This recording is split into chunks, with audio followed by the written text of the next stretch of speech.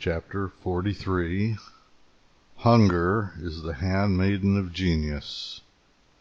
Pudd'nhead Wilson's New Calendar. One day during our stay in Bombay there was a criminal trial of a most interesting sort, a terribly realistic chapter out of the Arabian Nights, a strange mixture of simplicities, pieties, and murderous practicalities, which brought back the forgotten days of Thuggee and made them live again. In fact, even made them believable. It was a case where a young girl had been assassinated for the sake of her trifling ornaments, things not worth a laborer's day's wages in America. This thing could have been done in many other countries, but hardly with the cold, business-like depravity, absence of fear, absence of caution, destitution of the sense of horror, repentance, remorse, exhibited in this case. Elsewhere, the murderer would have done his crime secretly, by night, and without witnesses. His fears would have allowed him no peace while the dead body was in his neighborhood. He would not have rested until he had gotten it safe out of the way and hidden as effectually as he could hide it. But this Indian murderer does his deed in the full light of day, cares nothing for the society of witnesses, is in no way incommoded by the presence of the corpse, takes his own time about disposing of it, and the whole party are so indifferent, so phlegmatic, that they take their regular sleep as if nothing was happening, and no halters hanging over them. And these five bland people close the episode with a religious service. The thing reads like a Meadows Taylor thug tale of half a century ago, as may be seen by the official report of the trial.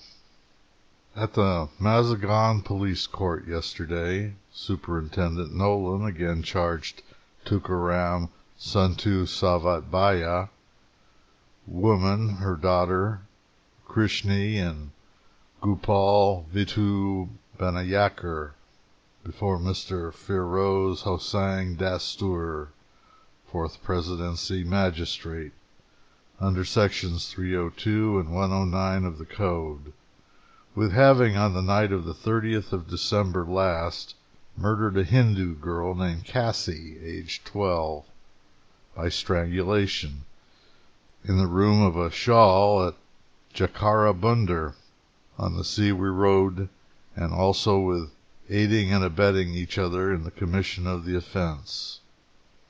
Mr. F. A. Little, public prosecutor, conducted the case on behalf of the Crown, the accused being undefended. Mr. Little applied under the provisions of the Criminal Procedure Code to tender pardon to one of the accused, Krishni, woman, aged 22, on her undertaking to make a true and full statement of facts under which the deceased girl Cassie was murdered. The magistrate having granted the public prosecutor's application, the accused Krishni went into the witness box, and on being examined by Mr. Little made the following confession: I am a mill hand employed at the Jubilee Mill.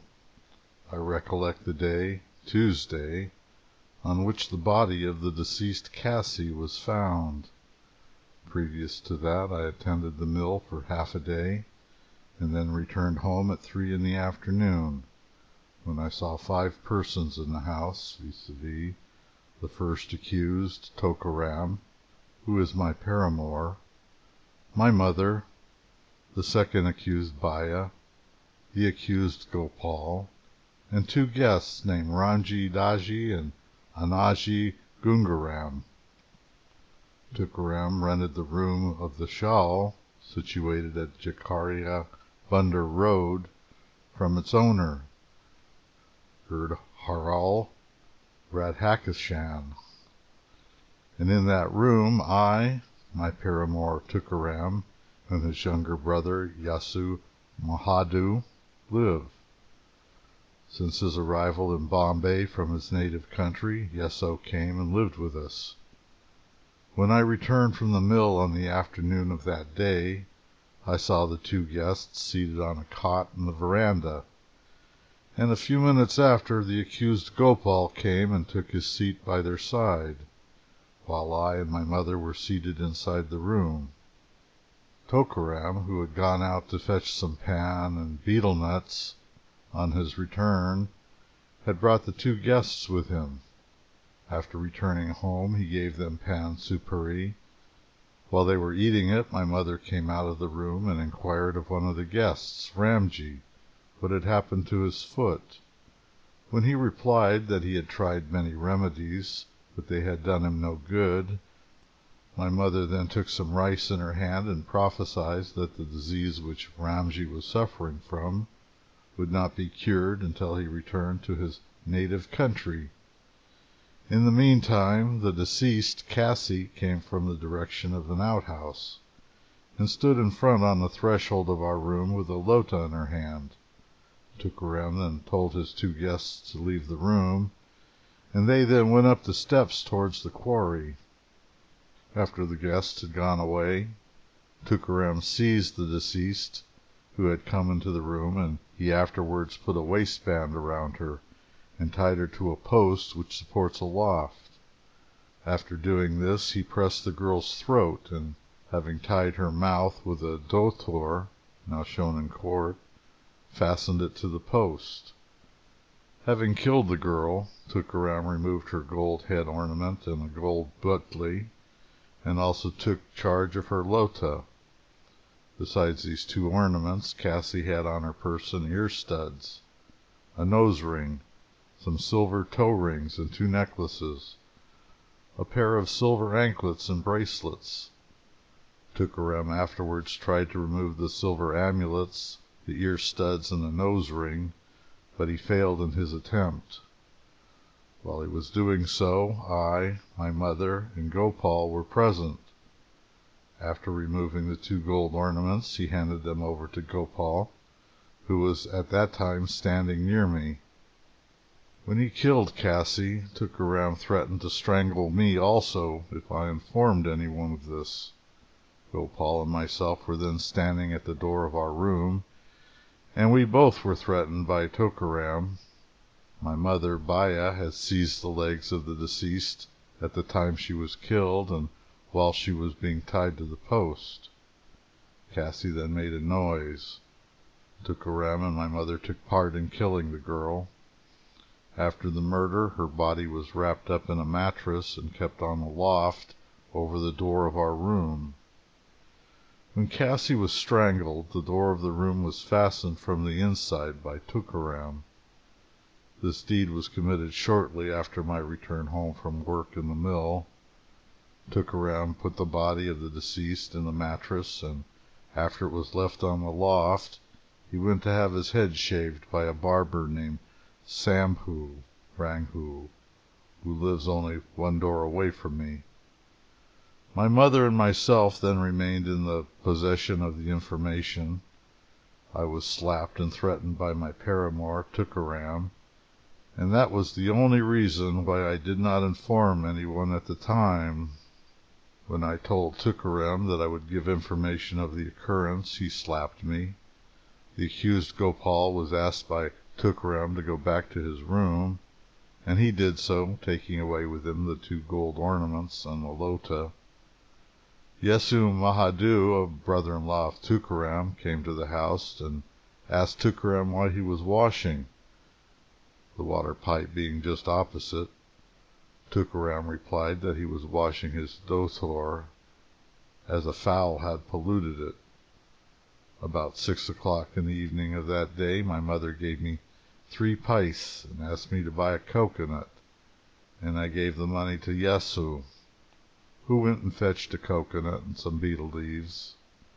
When Yesu and the others were in the room, I was bathing, and after I finished my bath, my mother took the coconut and the betel leaves from Yesu, and we 5 went to the sea. The party consisted of Tookaram, my mother, Yesu, Tookaram's younger brother, and myself.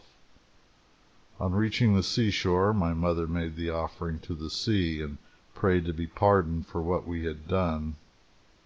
Before we went to the sea, someone came to inquire after the girl Cassie. The police and other people came to make these inquiries both before and after we left the house for the seashore.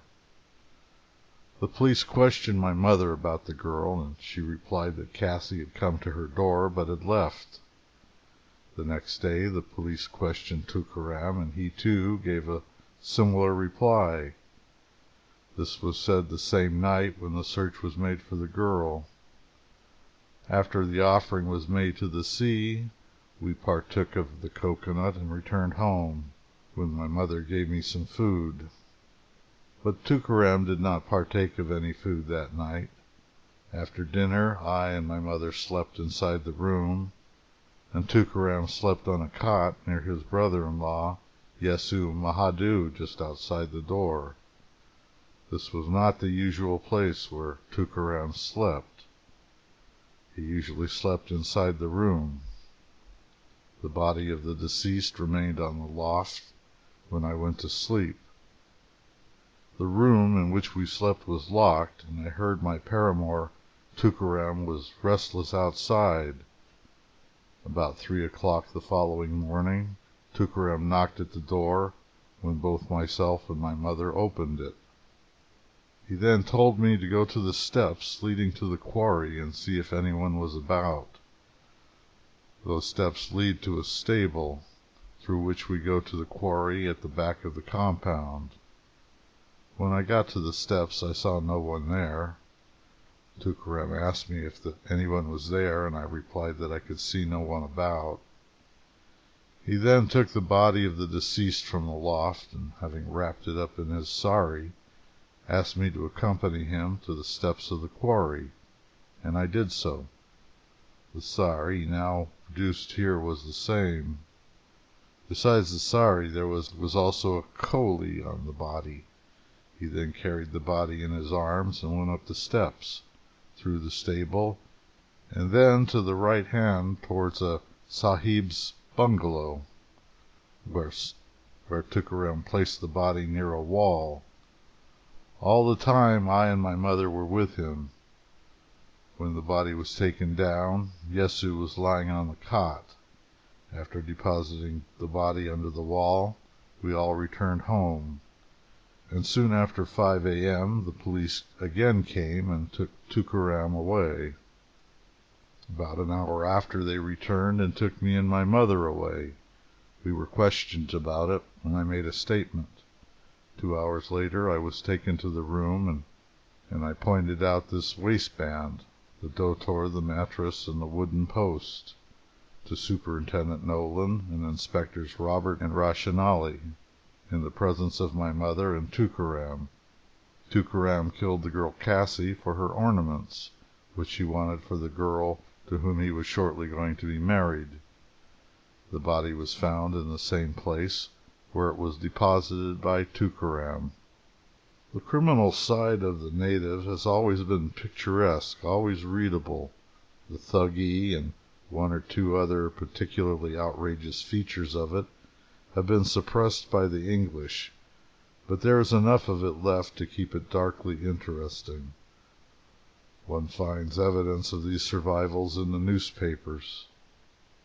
Macaulay has a light-throwing passage upon this matter in the great historical sketch of Warren Hastings, where he is describing some effects which followed the temporary paralysis of Hastings' powerful government brought about by Sir Philip Francis and his party. The natives considered Hastings as a fallen man, and they acted after their kind. Some of our readers may have seen, in India, a cloud of crows pecking a sick vulture to death. No bad type of that happens in that country as often as fortune deserts one who has been great and dreaded. In an instant, all the sycophants who had been lately ready to lie for him to forge for him, to pander for him, to poison for him, hasten to purchase the favor of his victorious enemies by accusing him. An Indian government has only to let it be understood that it wishes a particular man to be ruined, and in 24 hours it will be furnished with grave charges, supported by depositions so full and circumstantial that any person unaccustomed to Asiatic mendacity would regard it as decisive. It is well if the signature of the destined victim is not counterfeited at the foot of some illegal compact, and if some treasonable paper is not slipped into a hiding place in his house.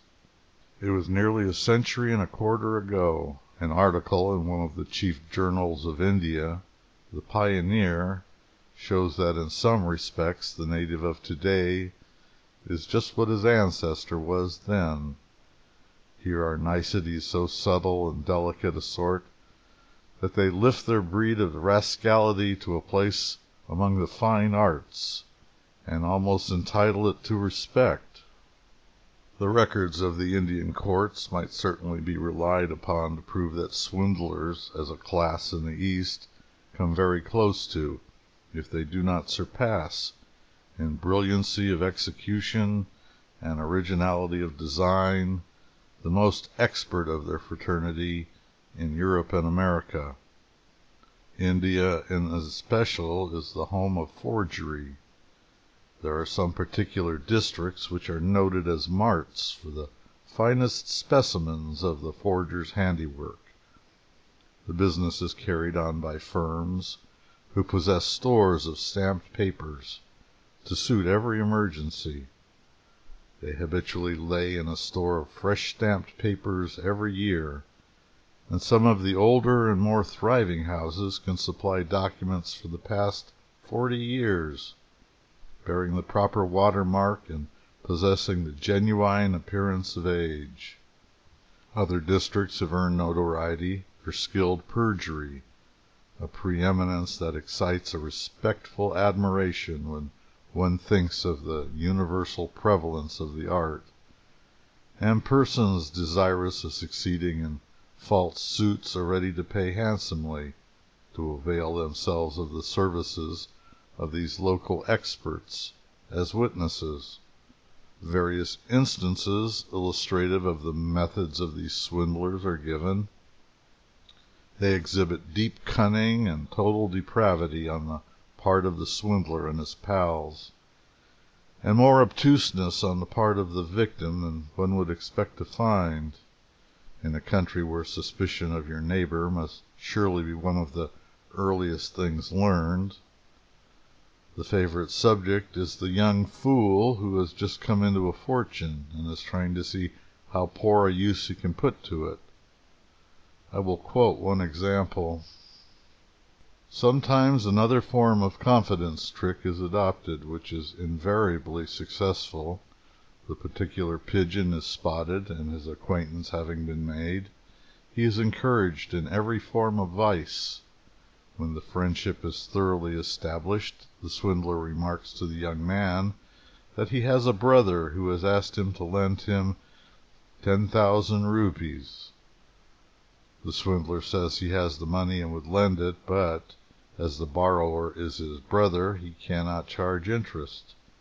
So he proposes that he should hand the dupe the money, and the latter should lend it to the swindler's brother, exacting a heavy prepayment of interest, which, it is pointed out, they may equally enjoy in dissipation. The dupe sees no objection, and on the appointed day receives 7,000 rupees from the swindler, which he hands over to the confederate. The latter is profuse in his thanks, and executes a promissory note for the 10,000 rupees, payable to bearer. The swindler allows the scheme to remain quiescent for a time, and then suggests that as the money has not been repaid, and as it would be unpleasant to sue his brother, it would be better to sell the note in the bazaar. The dupe hands the note over, for the money he advanced was not his, and on being informed that it would be necessary to have his signature on the back, so as to render the security negotiable, he signs without any hesitation. The swindler passes it on to confederates, and the latter employ a respectable firm of solicitors to ask the dupe if his signature is genuine. He admits it at once, and his fate is sealed. A suit is filed by a confederate against the dupe, two accomplices being made co-defendants. They admit their signatures as endorsers, and the one swears he bought the note for value from the dupe. The latter has no defense, for no court would believe the apparently idle explanation of the manner in which he came to endorse the note. There is only one India. It is the only country that has a monopoly of grand and imposing specialities. When another country has a remarkable thing, it cannot have it all to itself. Some other country has a duplicate. But India, that is different. Its marvels are its own. The patents cannot be infringed. Imitations are not possible. And think of the size of them, the majesty of them, the weird and outlandish character of the most of them. There is the plague, the Black Death. India invented it. India is the cradle of that mighty birth. The car of Juggernaut was India's invention. So was the Suttee, and within the time of men still living, 800 widows willingly, and in fact rejoicingly, burned themselves to death on the bodies of their dead husbands in a single year. 800 would do it this year if the British government would let them. Famine is India's specialty. Elsewhere famines are inconsequential incidents. In India they are devastating cataclysms. In one case they annihilate hundreds, in the other millions. India has 2,000,000 gods and worships them all. In religion all other countries are paupers. India is the only millionaire. And with her everything is on a giant scale, even her poverty. No other country can show anything to compare with it. She has been used to wealth on so vast a scale that she has to shorten to single words the expressions describing great sums. He describes 100,000 in one word, a lakh. She describes 10 millions with one word, a crore.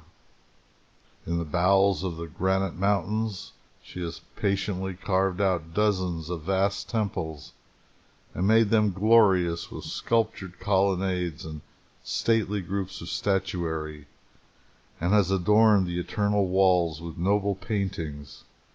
She has built fortresses of such magnitude that the show strongholds of the rest of the world are but modest little things by comparison. Palaces that are wonders for rarity of materials, delicacy and beauty of workmanship, and for cost, and one tomb which men go around the globe to see. It takes 80 nations speaking 80 languages to people her, and they number 300 millions. On top of all this, she is the mother and home of that wonder of wonders, castes, and of that mystery of mysteries, the satanic brotherhood of the thugs. India had the start of the whole world in the beginning of things. She had the first civilization. She had the first accumulation of material wealth. She was populous with deep thinkers and subtle intellects. She had mines and woods and a fruitful soil. It would seem as if she should have kept the lead. She should be today not the meek dependent of an alien master, but the mistress of the world, and delivering law and command to every tribe and nation in it. But in truth there was never any possibility of such supremacy for her. If there had been but one India and one language, but there were 80 of them. Where there are 80 nations and several hundred governments, fighting and quarreling must be the common business of life. Unity of purpose and policy are impossible. Out of such elements, supremacy in the world cannot come. Even caste itself could have had the defeating effect of a multiplicity of tongues, no doubt, for it separates a people into layers and still other layers that have no community of feeling with each other, and in such a condition of things as that, patriotism can have no healthy growth.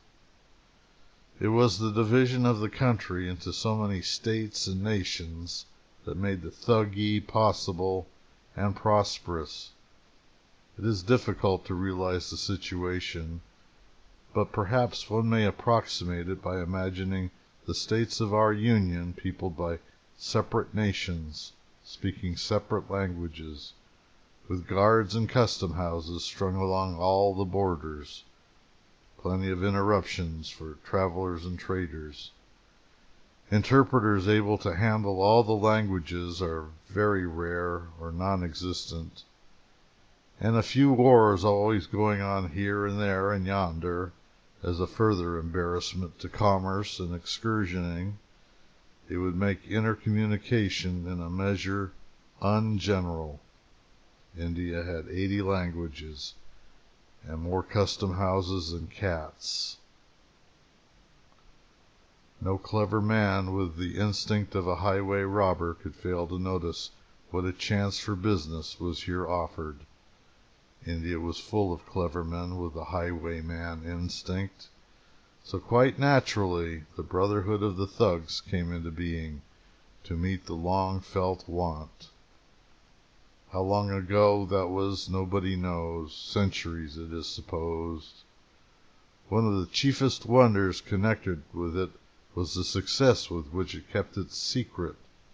The English trader did business in India 200 years and more before he ever heard of it, and yet it was assassinating its thousands all around him every year the whole time.